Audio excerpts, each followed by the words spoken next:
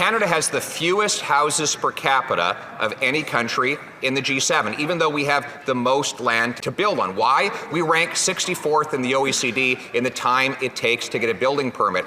Government red tape adds as much as $650,000 to each house in some cities. And the Prime Minister has made it worse by giving the gatekeepers who block the building more money. Why? Speaker, this goes to the heart of the announcement we made last week on the Housing Accelerator Fund, which does work directly with municipalities to accelerate the delivery and the construction of affordable housing. Now, Mr. Speaker, what the member opposite would have you believe is that doing nothing to address the housing crisis would have somehow made it better. He criticizes us for the investments of billions of dollars in housing over the past years. Just think, if things are expensive now, how much worse it would have been had we had a Conservative government that continued to cross its arms and cut services to Canadians for the past 8 years. Honourable Leader of the Opposition. You don't have to imagine what prices would have been were I making the decisions, because when I was the housing minister, the average mortgage payment and the average rent payment were half of what they are now.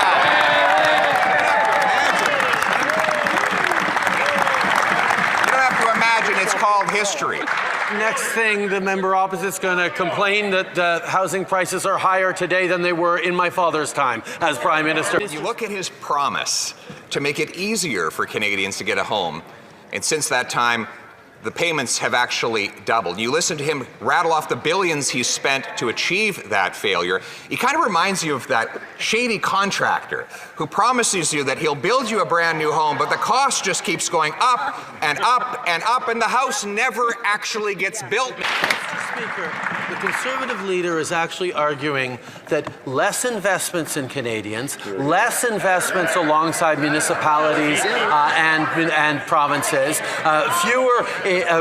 fewer programs to support Canadians would somehow have solved this problem. That's the problem with Conservatives. They think that cuts can create growth. They think that fewer investments in Canadians will get people to pull themselves up by their bootstraps and succeed. Mr. Speaker, we believe in investing in the middle class and people working hard to join it, and that's why Canadians are doing better than they were before.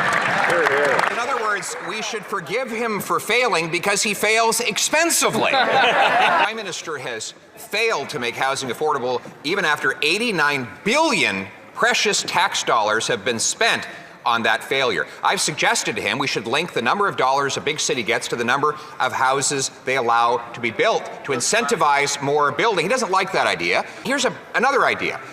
We build transit stations with federal money.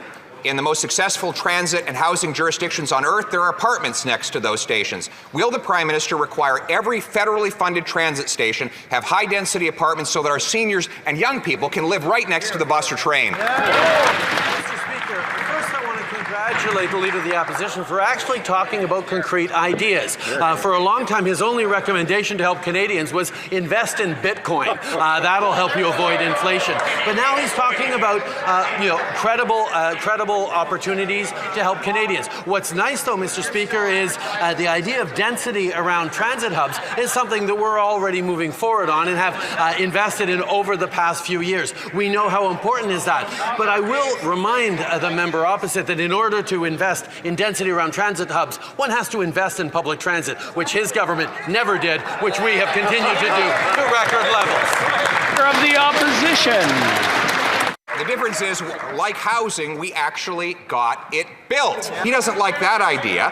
Well, how about this one? He's got 37,000 many of them largely empty buildings, big, ugly buildings. Why doesn't he sell off 15% of them so we can convert those into affordable housing for our young people?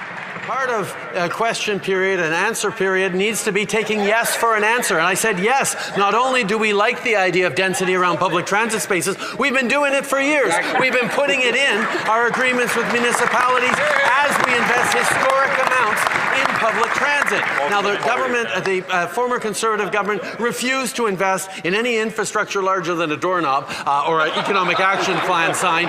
We're continuing to invest in significant public transit, including with a permanent public transit fund, something that the Conservatives have again campaigned against. Their very first infrastructure project was to install a doorknob in the Prime Minister's office when they took office.